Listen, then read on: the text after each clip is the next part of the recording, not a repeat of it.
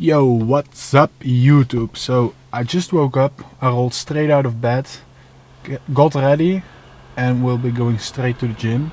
The planning is we'll be training legs today, but the main focus is going to be on some Romanian deadlifts for my hamstrings. It's the second time I'm doing these. I'm more a conventional user of the deadlift. We aren't going heavy today. Yesterday I had my back day and my lower back is really sore, so just going to focus a little bit on my contraction today. And after deadlifts, we'll be training the little boys, aka my calves. So, deadlifts.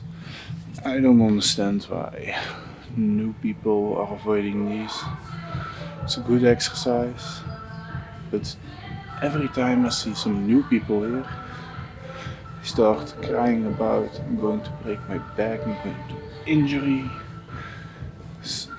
And I don't understand why they think they are going to get injured if they just start slow and work their way up. Like, this isn't some kind of science. Just do what you can do. It's normal that you are going to injure yourself if you never trained your lower back or legs and you're saying to yourself, oh, I'm going to deadlift 100 kilos today. Like, don't you hear how this sounds like an idiot? I mean, I've been deadlifting for I think 5 years now, and this is the new kind of deadlift. Even I am going way easier on myself because I don't wanna bury my legs, and something you also need to take with you. It's okay if you start here and you're starting slow. Slower progress make the dream works. Am I right or not?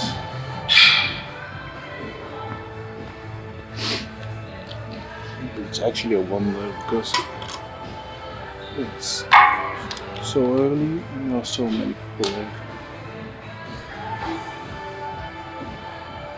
But deadlift made easy. Just put your feet under the bar in straight line up for your knees. Okay, I'm going to show you.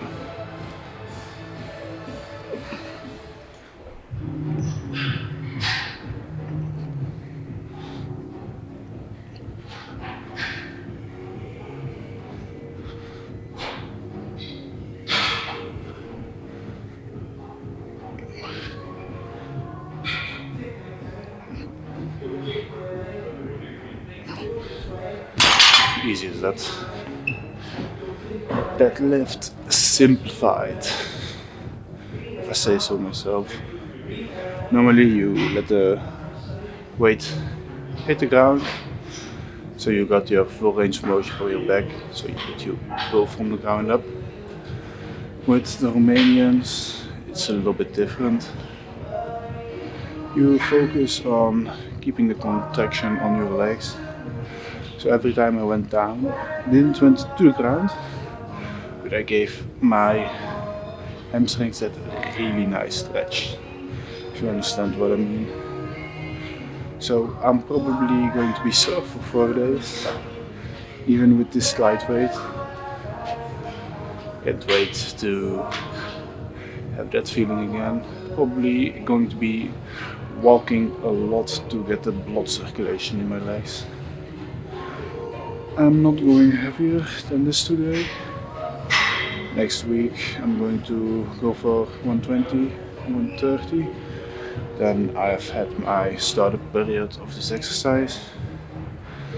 So hopefully at the end of this year On my conventional, I will be back on the 200 mark. But after this, I'm going to have my breakfast. I'm going to get ready for school because I have classes the whole day again. So it's going to be a little bit annoying, but it is what it is. I like what I'm studying at the moment. Even the French lessons are going well. So for me, life is going good since I upgraded my mindset. At the moment, I don't care about things that I can control, and that does a lot. I've learned from the Stoicism. I'm reading a lot on that. So I'm actually loving my life at the moment. No bullshit about things that I can't control, and even if I control it, I got the mindset from, is it something bad or is it something good or is it something that my mind is telling me? So that's a big difference too.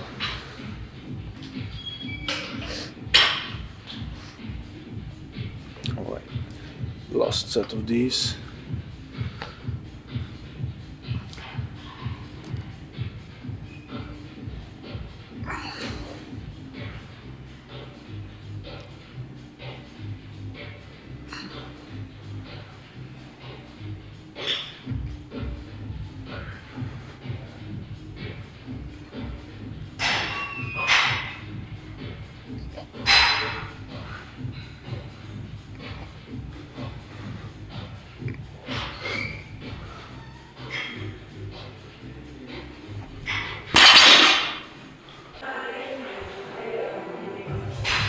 Alright, for the little boys, aka the baby muscles, we'll be doing some calf raises.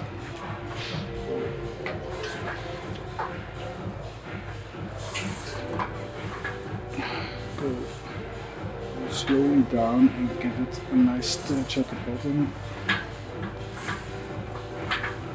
Just like this. And go back up.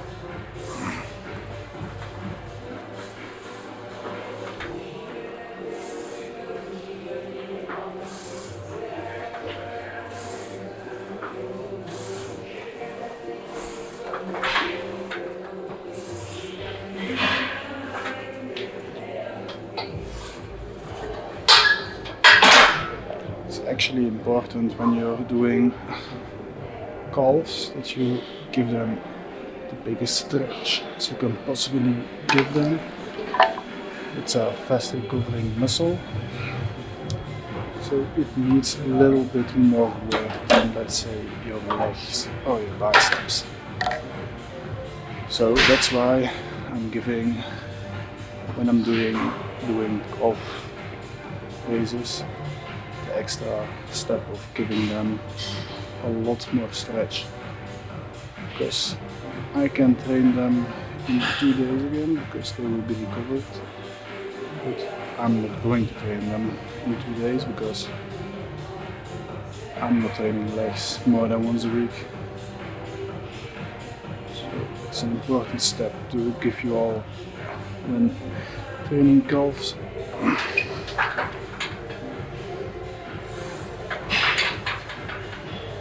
And it's going to hurt because stretch burns like going to hell. It's worth it.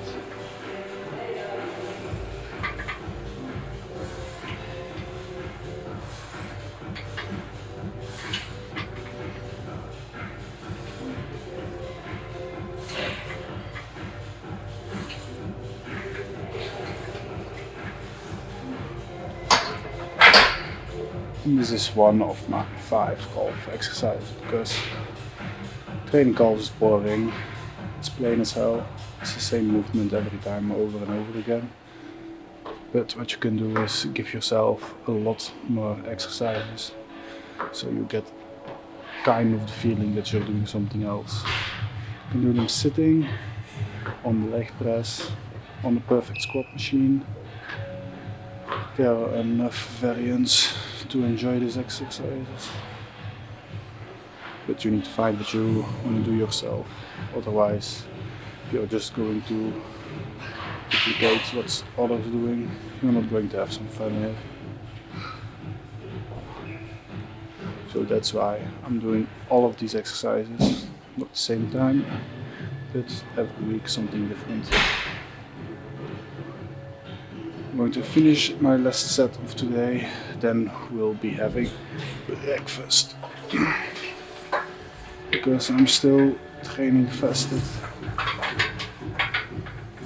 And I'm actually too tall for this machine to get the proper upward movement.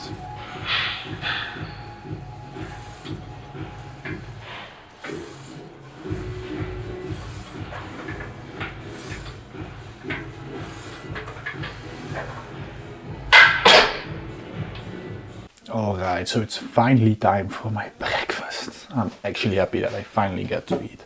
So for my carbs, I'm starting with some oats. They actually taste horrible. Well, I mean horrible.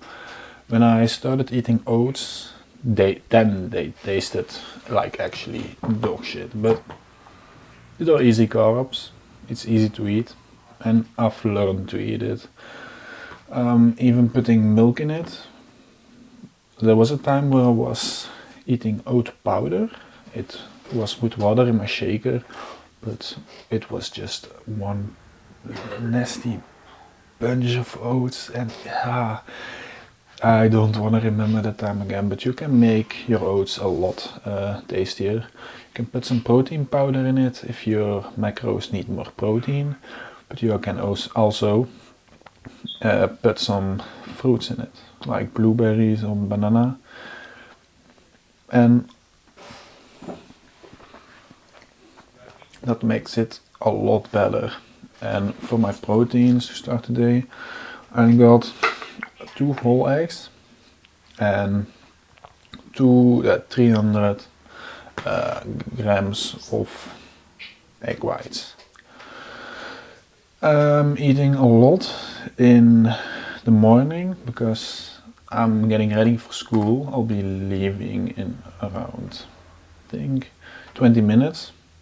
And I have a whole box of food with me when I'm at school, but it isn't much when you look at what I'm eating now. It's like 3 pieces of bread with some butter and some salmon in a little baggie, because I don't want to waste a lot of time making my food. I just want to hit my macros.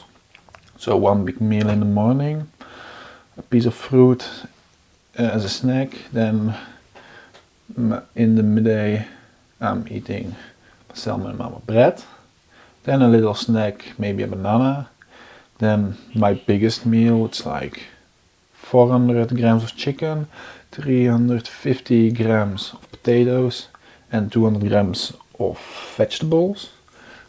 Just a mix of a lot of stuff. And then baked in olive oil because I need my healthy fats. And my chicken isn't baked because I'm getting like these huge bags of 2 kilo of sliced chicken. So I'm a student, I don't have a lot of time. I'm working all the time or I'm studying. So my meals need to be easy. So the only thing I'm preparing are the eggs and the vegetables. And then before I go to sleep, as a little dessert, I'm eating full 500 grams of skyr, and that's what I'm eating at the moment. We're still searching if I'm gaining or losing weight, because last week I was losing weight on my diet. Now we don't know. Tomorrow I got scheduled my coach in, so we maybe need to eat a lot more than this, but it's just important to hit your macros. Let's look. I got an app for it. Makes my life a lot easier.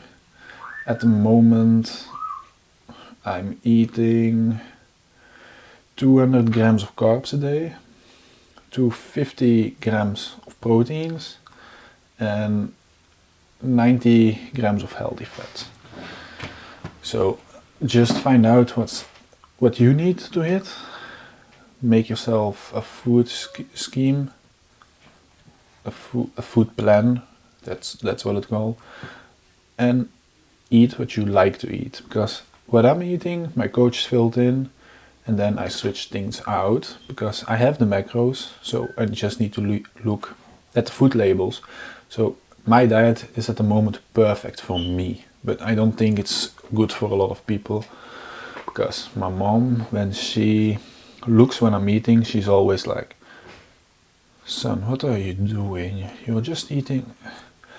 But I don't care, I'm loving my diet, but I'm getting ready for school now, so see you guys tomorrow.